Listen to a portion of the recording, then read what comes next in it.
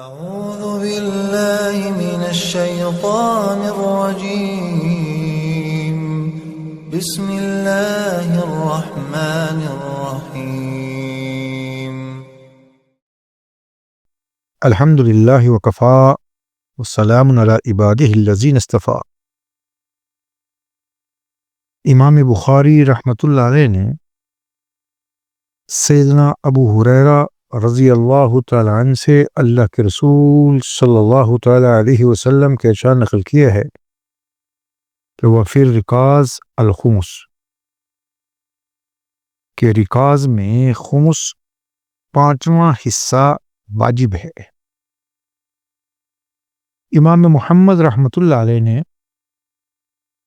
اپنی موطا میں حضور علیہ الصلوۃ والسلام سے رکاز کی خود تشریح نقل کی ہے کہ قیل یا رسول اللہ وما الرکاز، اے اللہ کے رسول صلی اللہ علیہ وسلم یہ رکاز کیا ہے؟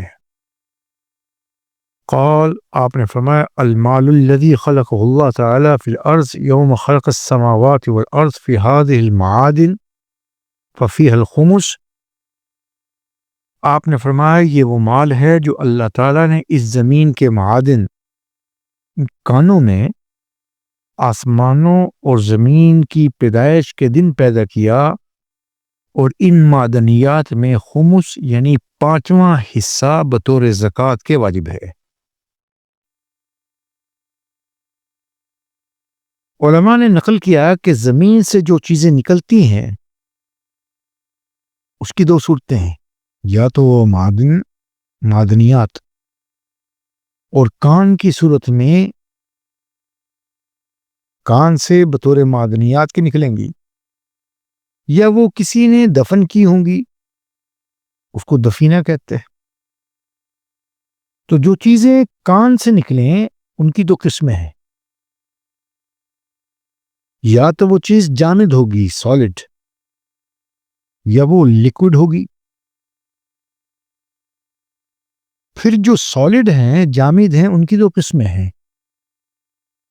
یا تو وہ چیزیں پگھل سکتی ہوں گی ایک خاص ٹمپریچر پر، جیسے سونا ہے، چاندی ہے، لوہا ہے، سیسا، تانبا وغیرہ پگھل جاتی ہیں، یا وہ سرے سے پگھلتی نہ ہوں، جیسے چونا ہے، نمک ہے، جواہرات اور پتھر وغیرہ ہیں۔ اور جو چیزیں سیال ہیں، مائع ہیں، لیکوڈ، جیسے پیٹرول ہے، مٹی کا تیل ہے، چارکول ہے۔ اب یہ چیزیں اگر کسی کو اپنی مملوکہ زمین میں کسی کو ملے تو پگھلنے والی جامد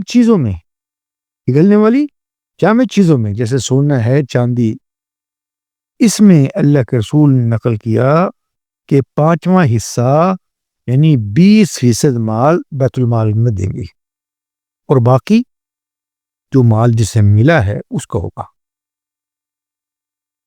اور جو چیزیں پگھلنے والی نہیں،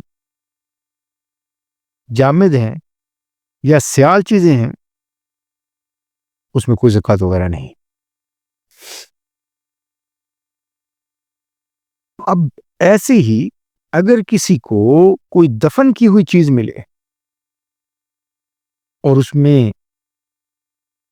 کفار کی علامات موجود ہوں، یہ معلوم ہو کہ یہ کافروں کا مال ہے، تو ان میں سے جو بھی مال ملا پانچواں حصہ وہ خمس دیا جائے گا بیت المال کے لیے، اور باقی اس نکالنے والے کا۔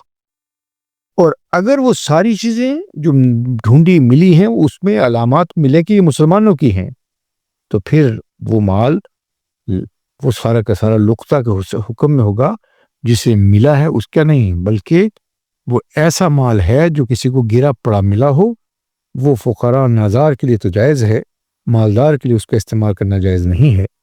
اللہ ہم سب سے راضی ہو، دین سیکھ کر عمل کرنے کی توفیق عطا فرمائے۔